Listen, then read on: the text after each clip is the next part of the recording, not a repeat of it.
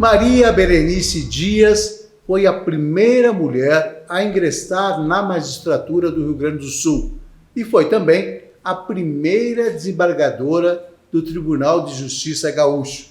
Atualmente, atua como advogada nas áreas de direito homoafetivo, famílias e sucessões. É uma das fundadoras do Instituto Brasileiro de Direito de Família, IBDFAM, sendo sua vice-presidente nacional e presidente da Comissão de Direito Homoafetivo e Gênero. Na presidência da Comissão Especial da Diversidade Sexual e Gênero do Conselho Federal da OAB, instalou mais de 200 comissões em todo o país e elaborou o Estatuto da Diversidade Sexual e Gênero, que foi apresentado ao Senado Federal por iniciativa popular, que é a PLS 134 de 2018. Agora, a doutora Maria Berenice participa de uma luta importante, que é a atualização do Código Civil, que começa a ser debatido no Congresso Nacional. Doutora Berenice, muito obrigado por sua participação aqui no Nossa República. Seja muito bem-vinda. É uma alegria essa oportunidade de conversar sobre um tema tão imediato como esse, tão urgente como esse, que é mudarmos a nossa legislação. Doutora, eu queria começar já perguntando isso, que é um grande desafio.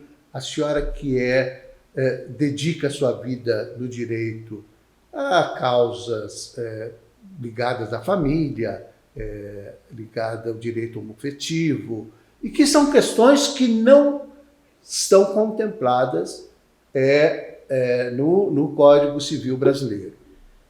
Como é que a senhora vê essa oportunidade de colocar essa legislação, isso na legislação, sair da jurisprudência, que pode mudar a qualquer momento, e vir para o Código Civil definitivamente? Se a gente se der conta, este código ele foi gestado há 50 anos, antes da lei do divórcio, inclusive. Então, só pode estar fora do contexto da sociedade atual. Tá? E, ainda que ele esteja vigorando, ele levou um tempo de gestação de quase 30 anos. Então, assim, a sociedade que retrata o Código Civil não é o que hoje nós vivenciamos.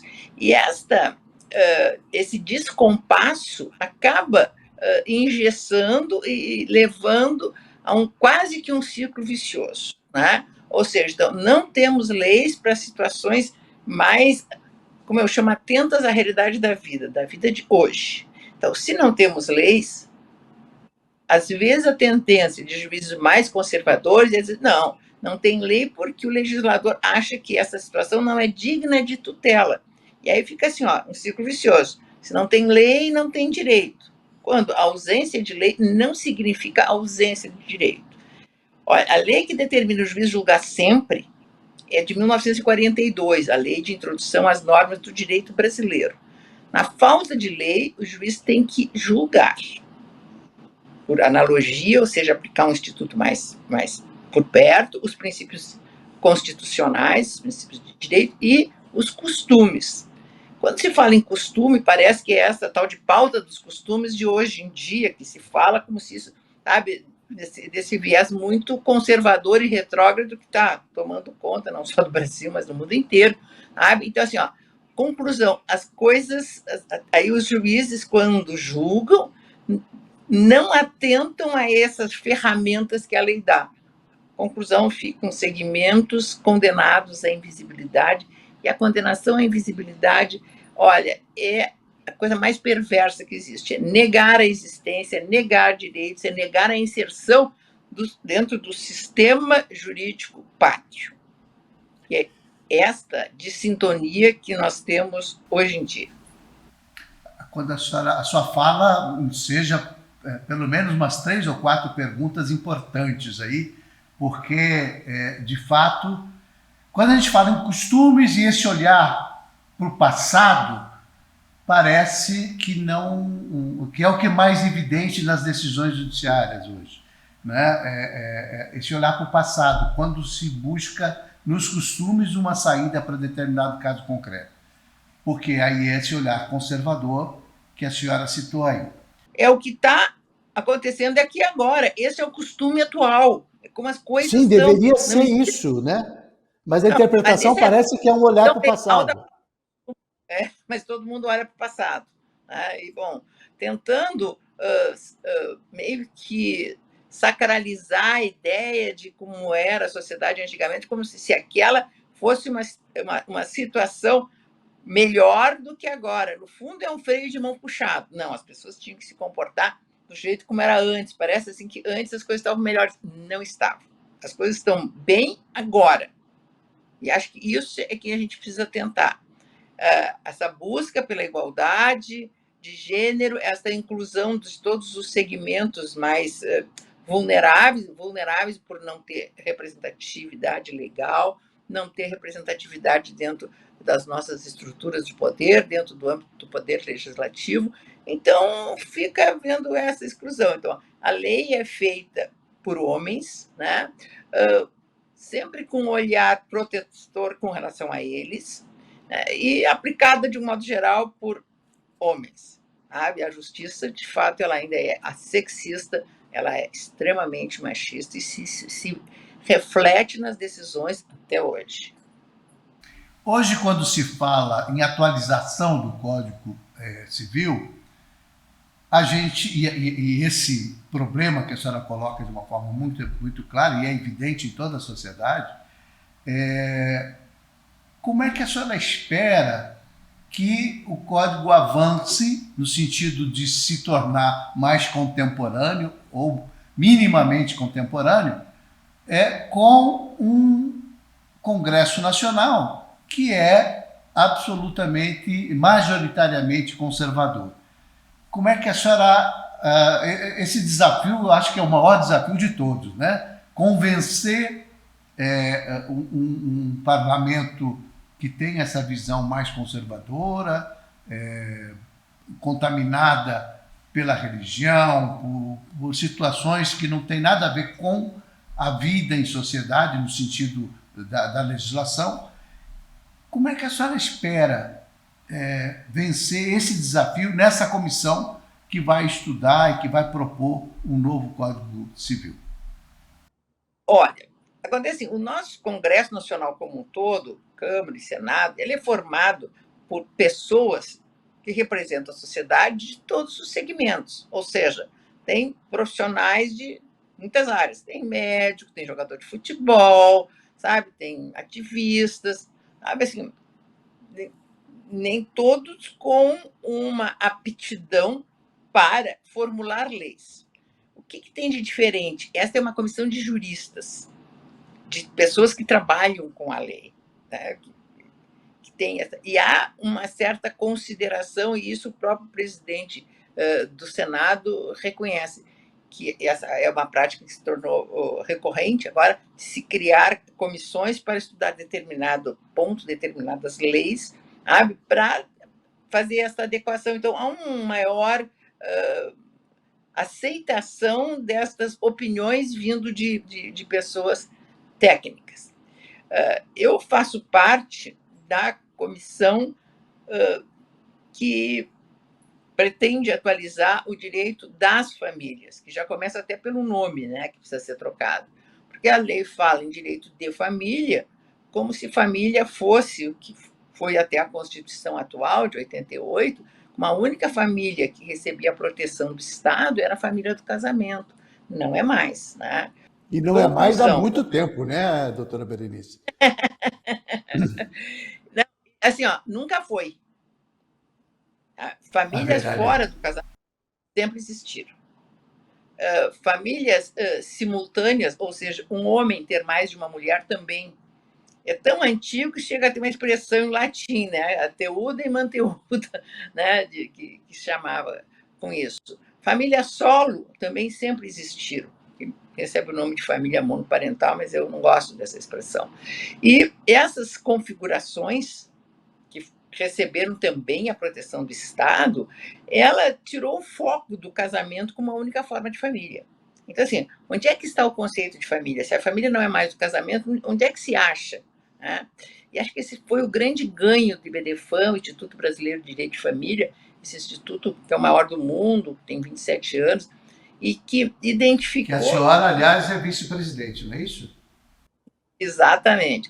Até já elaboramos um código de família, achando que até tinha que sair do Código Civil, mas não avançou, como sempre, no nosso Congresso. E, então, assim, nós temos que falar em direito das famílias, por esse conceito plural. E a identificação foi, onde é que se tem uma família?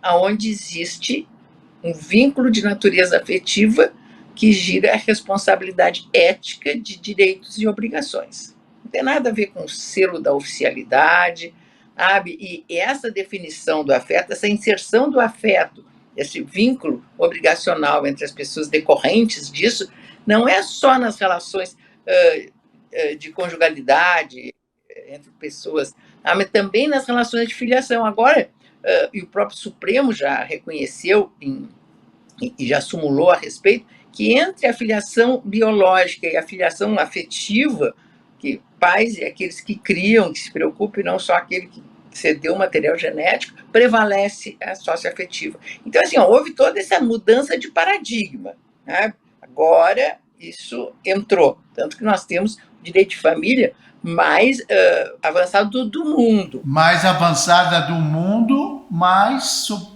como jurisprudência, não como norma legal, assim, escrita, expressa. O que nós temos? Multiparentalidade. Né? O que é multiparentalidade? Alguém ter mais de um pai e mais de uma mãe. Isso é possível? É porque na vida isso existe. Quantas crianças têm, por exemplo, o pai e o novo companheiro da mãe, que também desempenha essas funções parentais e tem esse vínculo de assunção. Então, dá para não reconhecer isto. Por exemplo, nessas técnicas de reprodução assistida, que também não estão regulamentadas de forma satisfatória na lei, mais pessoas entram nesses projetos de ter filhos, né? Não é só quem deu o material genético, mas teve tal da barriga de aluguel, sabe? Quem carrega o filho no colo e nem sempre tem material seu. Então, assim, e muitas vezes as pessoas que buscam essas estruturas de família e precisam de outra, também esses participantes querem assumir as condições de pai e condição da mãe. Então, o que acontece de uma maneira muito frequente, principalmente nas uniões homoafetivas, que enquanto casal eles não têm capacidade procriativa, mas, por exemplo, outra pessoa, então duas mulheres, dois homens que vivem juntos, são casados, enfim, sabe, muitas vezes fazem uso de material genético, por exemplo, de uma mulher, né, que leva a gestação a termo, mas ela faz isso, mas ela também quer ser mãe. Então, essa criança vai ter dois pais e uma mãe. Por quê? Porque essa é a verdade dessa criança. Não dá assim, para a lei, como sempre fez, essa tendência de impor comportamentos, isso aí é que está mal. Impor comportamentos assim, tu tens que agir assim, tu tens que casar. Tu só pode ter filho dentro do casamento, tem que ser fiel, só pode ter filho dentro do casamento, tá bem. Mas homens têm aventuras amorosas, fora do casamento. E o que a lei sempre fez? A lei protegia esses homens. Não, teve um filho fora do casamento. Este filho não tem direito nem à identidade, não pode ser reconhecido, não tem direito, então, de alimentos, não tem direito à herança, nem nada. A mesma coisa com as famílias que chamavam concubinárias, que se constituem fora do casamento. Até porque teve muito tempo que o casamento era indissolúvel, né, que até não era no papel, mas as pessoas saíam e constituíam novos vínculos, sabe, sem poder casar, né, ou agora sem ter vontade de casar. Mas isso também não era uma família, não se reconhecia nada. Por quê? Porque a pessoa não se comportou da maneira como a lei diz que as pessoas têm que ser. E há uma inversão de valores aí, né, doutora? Porque, afinal, o que deve determinar a lei é a sociedade, não é? É o comportamento da sociedade, não a lei, né? A lei deve existir e ser redigida, ser gestada por conta da realidade social, né? E não é o contrário. Não é a lei impor uma realidade que não existe. ou simplesmente se omitir, que foi o que aconteceu com as famílias homoafetivas, né? Aliás, uma expressão que eu que criei, não sei se sabe. Porque assim, elas são também uma relação de afeto. E se são uma relação de afeto, daí esse nome, esse neologismo, né, elas merecem serem reconhecidas no âmbito do direito das famílias, merecem a mesma tutela, o mesmo direito a alimentos, a partilha de bens, a pensão previdenciária, porque elas existem, elas sempre existiram. Pode haver pessoas mais conservadoras, religiões que professam contra, esses movimentos evangélicos que estão tomando conta no Brasil, e esse conservadorismo que se alastra muito de extrema-direita, as pessoas até podem, mas isso existe, sempre existiu, mas sempre o que aconteceu? Sempre foram marginalizados. Marginalizados. Uhum.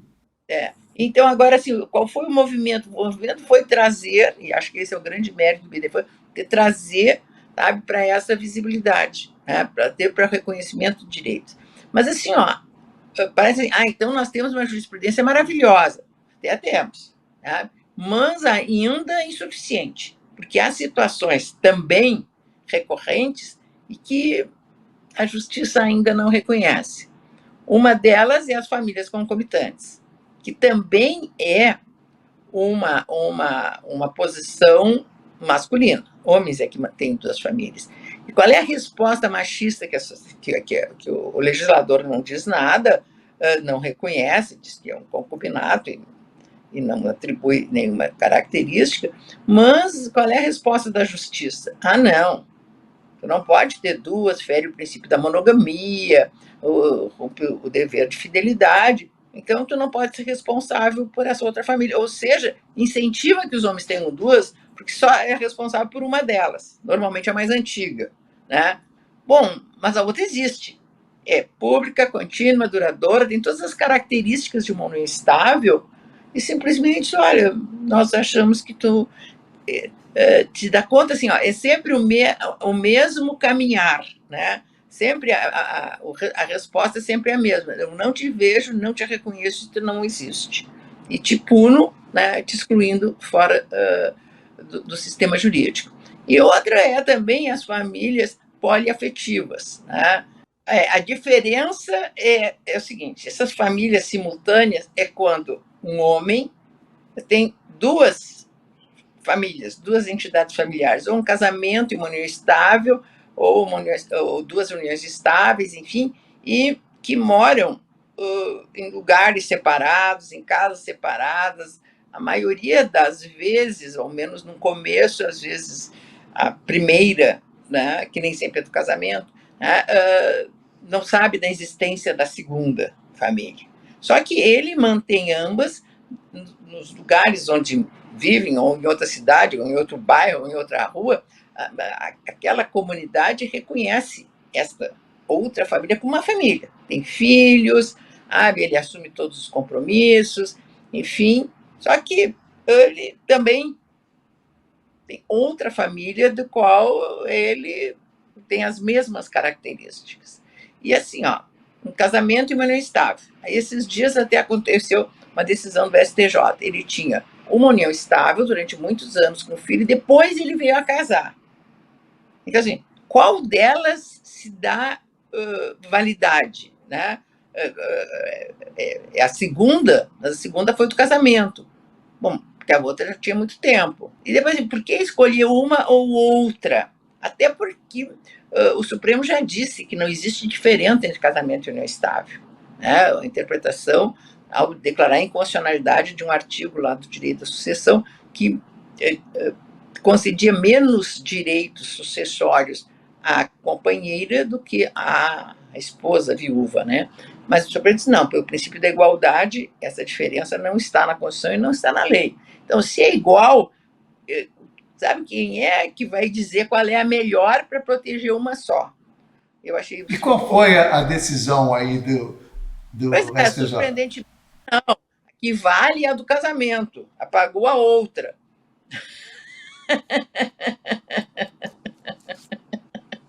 Sabe? Então, essas coisas, sabe, são difíceis de se entender. Ah, não, então tá. Enquanto teve só a união estável, era a união estável. No momento que ele casou, pronto, aquela lá desapareceu, sumiu, tomou Doril, ainda que ele tivesse continuado com ambas. Né? Mas é impressionante. A gente, nessa situação, a gente constata que não é apenas o legislativo que é conservador, o judiciário é extremamente conservador. E a senhora, precursora lá, mulher e tal, nesse cenário, deve ter tido uma luta e tanto ao longo da vida, não? Nossa, já foi uma luta para eu entrar na magistratura. Eu fui a primeira mulher na magistratura do estado do Rio Grande do Sul. Fui alvo de muito preconceito. E foi isso que me despertou, sabe, essa sensibilidade para os excluídos, porque eu fui literalmente alijada dentro do Poder Judiciário durante toda a carreira, nunca fui promovida por merecimento, nunca ocupei nenhum cargo, nunca fui convidada para nada. Quando eu fui para ser promovida para o tribunal, por antiguidade, como sempre, 7 desembargadores, no universo de 21, votaram contra a minha promoção por antiguidade, apesar de eu nunca ter tido nenhuma, nada Que coisa, não? que merecesse minha ficha funcional. Então, assim, ó, isso me doeu. E eu, sabe, acabei abraçando todos esses segmentos que são alijados de direitos, de reconhecimento, de visibilidade. Então, todo esse meu comprometimento, tanto com a violência doméstica, quanto com a questão do negro e com a questão dos direitos homoafetivos, que acabou tendo mais repercussão, porque era um tema que nunca ninguém falou. Eu fui a primeira pessoa do Brasil, lá no ano de 2000, começo do século, né, a dizer, olha, os homossexuais, os homossexuais têm que terem direitos. Foi um alarde horrível, sabe? O próprio tribunal se movimentou, os meus filhos foram extremamente atacados achando assim, ah, mas a tua mãe é lésbica e tal. E eu nunca nem disse nada, nunca respondi nada, disse que eu já fui casada 5 vezes, mas sempre com pessoas do outro sexo, ao menos por enquanto. E eu nunca respondi nada porque nunca me ofendeu alguém achar que eu sou homossexual, porque eu não acho que eles sejam pessoas diferentes, sabe, que fosse me atrapalhar isso. Então, Não é critério, né, de avaliação, né? dente, né? Então eu comecei a falar, depois eu escrevi, comecei a julgar nesse sentido. Só vi que esperar que se cristalizasse uma jurisprudência a ponto de motivar o legislador a legislar, sob pena de ele estar perdendo um espaço de poder, eles tinham que se dar conta disso. Depois eles falam em ativismo judicial, mas eles não legislam. O juiz é obrigado a julgar. Criei comissões da diversidade sexual no Brasil, mais de 200, criei uma comissão nacional na ordem, elaboramos um projeto de lei do Estatuto da Diversidade Sexual e Gênero, tá? Para ver se a gente busca, e isso foi avançando na jurisprudência a ponto de nós chegarmos a ser o primeiro país do mundo a que o casamento homoafetivo fosse reconhecido por decisão judicial e não por força de lei. Então, os avanços foram muitos, né? Só que o judiciário, o legislativo continua omisso. Né? Então, as coisas se cristalizam. Mas qual é o grande problema de ficarmos só na jurisprudência? Daí a necessidade de mudar a lei. Foi bem o que tu colocasse. A composição dos tribunais pode mudar. Aliás, já está mudando.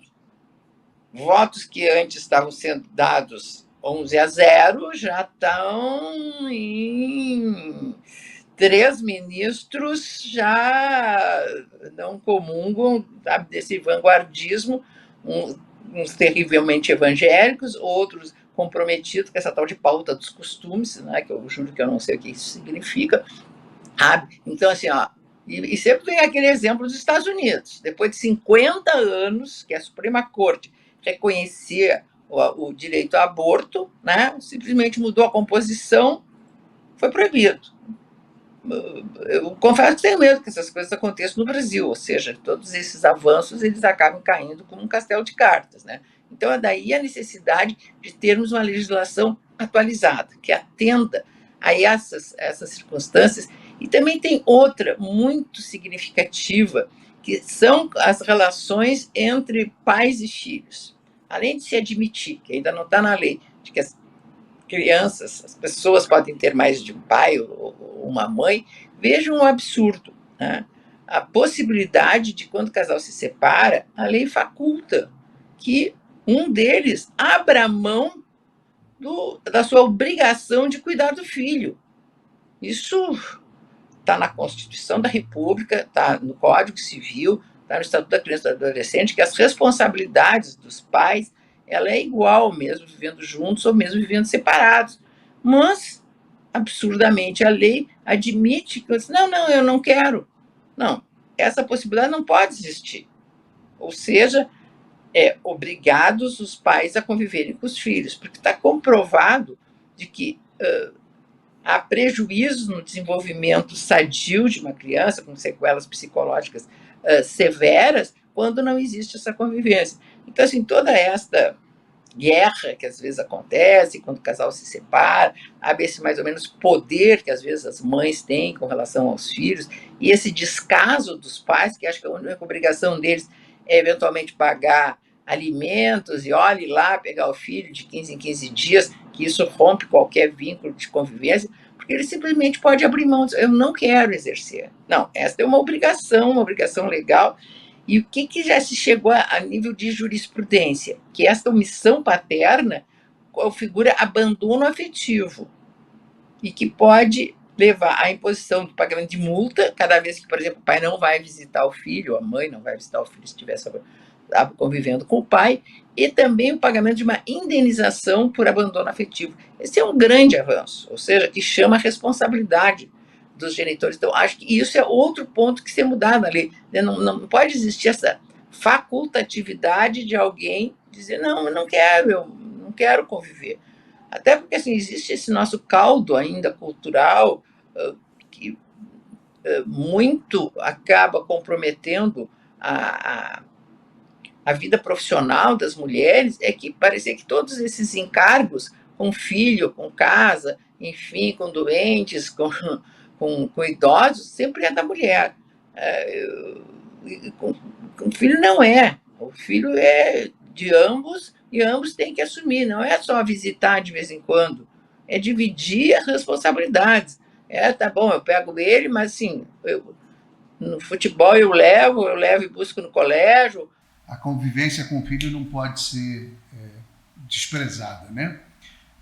Aí surgiu o Instituto da Guarda Compartilhada, mas ela fica mais focada na questão financeira, né, doutora Maria Berenice? Me parece que a obrigação de pagar ou não pagar, aí, não vamos fazer guarda compartilhada, você paga e eu cuido. Tem muito disso, né? Não, mas assim, estabelecida a guarda ainda compartilhada, e ainda que seja os filhos fiquem com a divisão de tempo com um e com o outro de uma maneira semelhante, enfim, né, com a divisão das datas, isso não implica na dispensa do pagamento de alimentos. Tem muita gente que acha que, bom, se eu fico com o filho tanto tempo quanto o outro, eu não tenho que pagar alimentos, porque quando está com um, ele que assume os encargos, quando está com o outro, não. Não, os alimentos têm que ser pagos atendendo às necessidades dos filhos, e quando há até um desequilíbrio econômico entre um e outro, sabe? Não pode dizer assim, então quando está com a mãe, que até hoje economicamente é a mais vulnerável, porque até hoje as mulheres ganham menos do que os homens, sabe? Tem um outro padrão de vida que quando está com o pai, que tem melhores condições, não, as condições têm que serem as mesmas.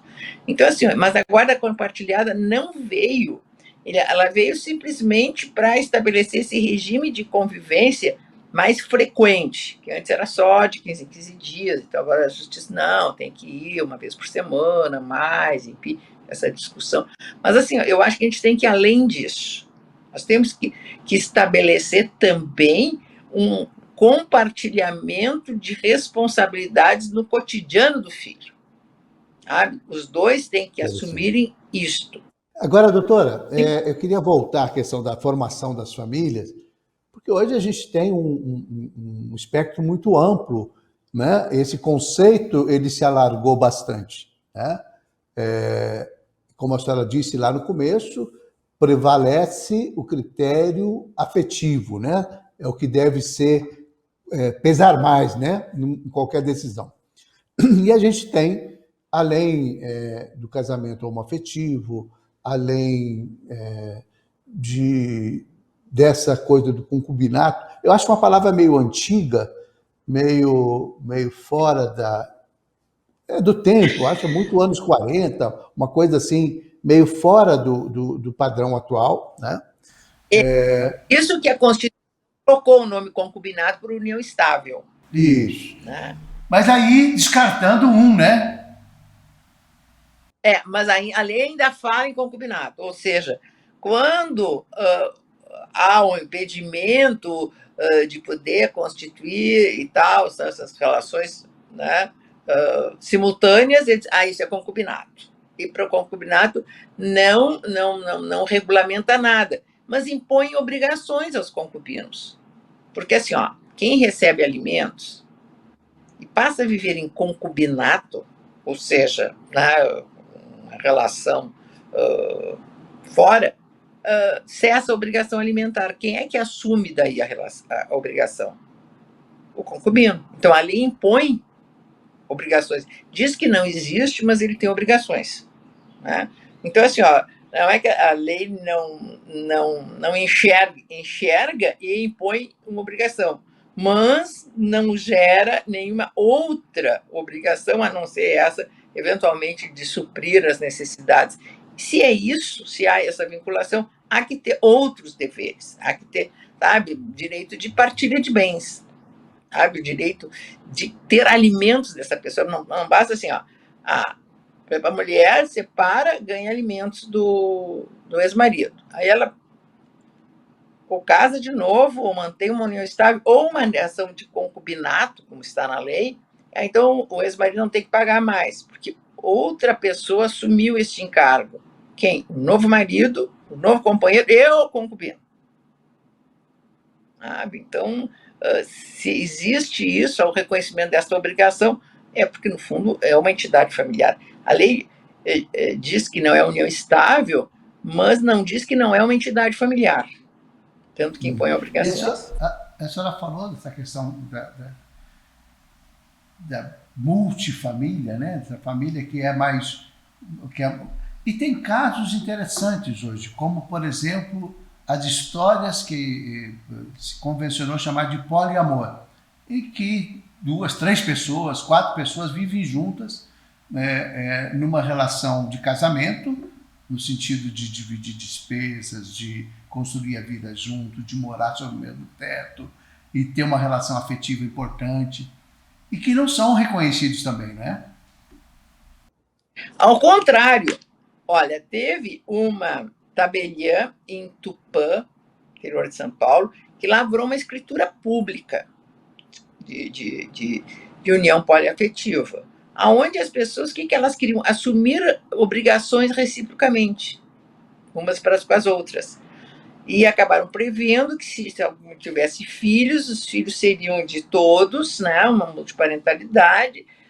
Em caso de separação, haveria obrigação alimentar, em caso de morte, haveria partilha de bens. Ou seja, eles queriam regulamentar para dar segurança jurídica, ou seja, eles estavam assumindo obrigações mútuas. Né?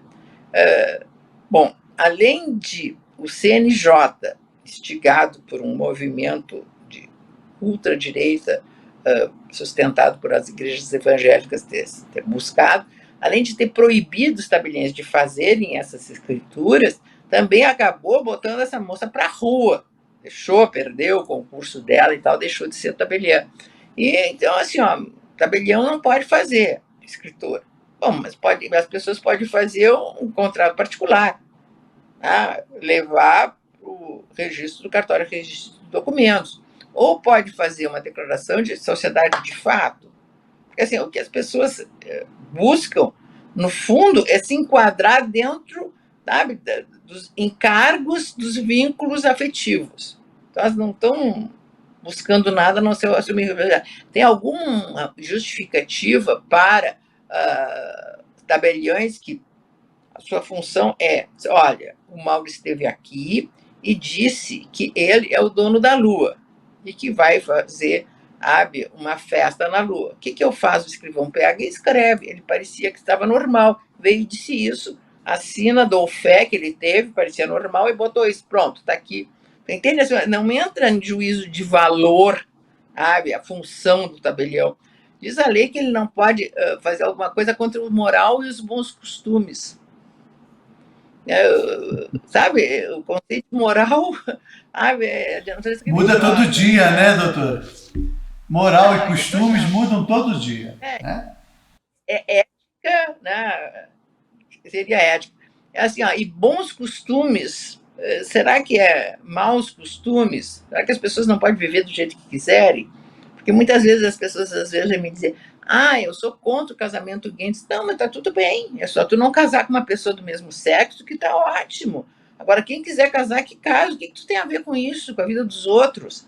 Sabe? Eu até não entendo esse rancor, essa homofobia, sabe, de que esses segmentos são alvo. Acho isso é absurdo. Ou seja, eu sou a dona da verdade, as pessoas têm que agir do jeito que eu ajo, ou do jeito que o padre ou o pastor manda agir, e o resto eu quero mais é que se exploda, eu quero mais é ter o direito, e acho que eu tenho o direito de hostilizar, de bater e de matar o outro, que não vive, não age do jeito que eu tenho como correto. Não, né? Deixa eu lhe perguntar, doutora, o casamento em si, me parece, que o casamento formal, esse que se faz em cartório, que independente da questão religiosa, mas que se faz em cartório, é um mero contrato, né? Quer dizer, não é nada muito além de um contrato. Até por que razão as pessoas não podem contratar a sua própria vida do jeito que elas bem entendem, né?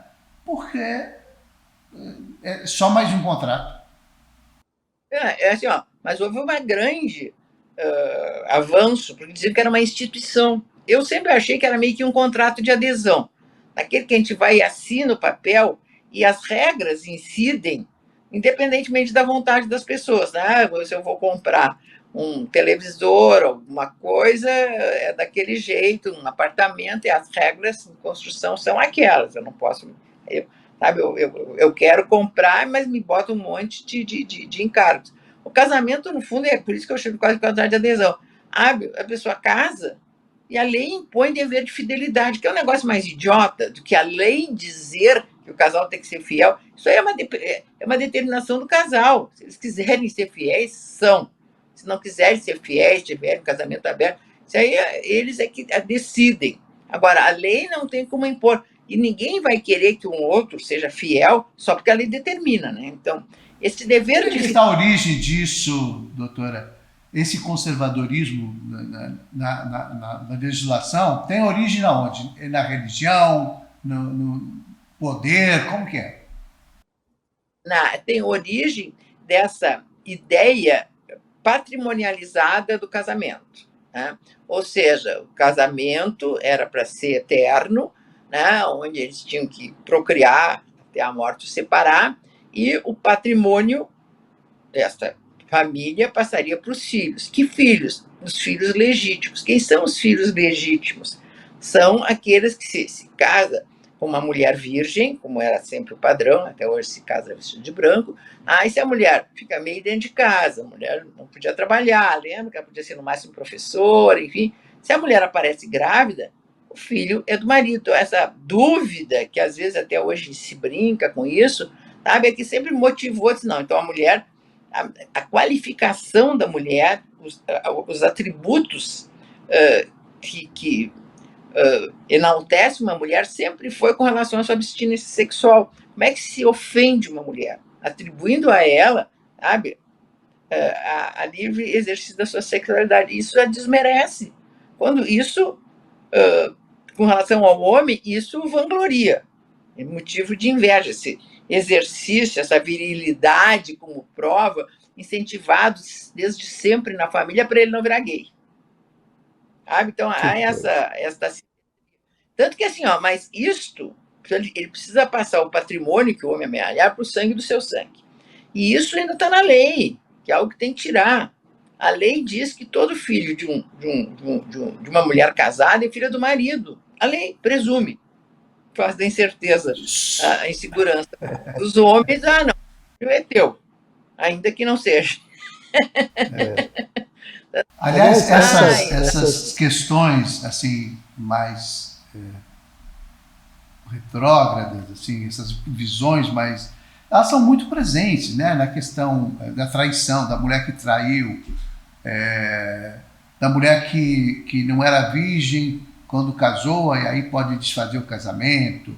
Essas coisas todas, elas ainda estão muito impregnadas, não só na legislação, mas nas decisões judiciais, não? Agora que foi que o Supremo Tribunal Federal teve que afirmar que o feminicídio cometido de um homem contra uma mulher não pode ele alegar legítima defesa da honra para simplesmente não ser punido.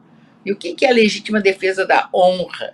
É se a mulher desonrou o homem. O que fez? Ela teve um caso extramatrimonial. E isto sempre legitimou, sabe, o homem a reagir, porque a mulher sempre foi obrigada a ser fiel. E durante muitos anos, os homens foram absolvidos sob essa alegação. Não, eu matei porque ela me traiu. Matei ela, matei o amante, enfim. E a justiça, de uma maneira muito recorrente, absolvia os homens, porque a mulher não podia ter feito aquilo. Então, a culpa de quem tinha sido a mulher. Então, o homem, quando a matou, sabe? Como eu digo assim, irmão, a honra de um homem não pode estar no meio das pernas de uma mulher, né? Mas isso, de vez em quando, ainda aparecia, tanto que o Supremo foi chamado a decidir, decidiu agora, acho que questão de 1 ou 2 meses.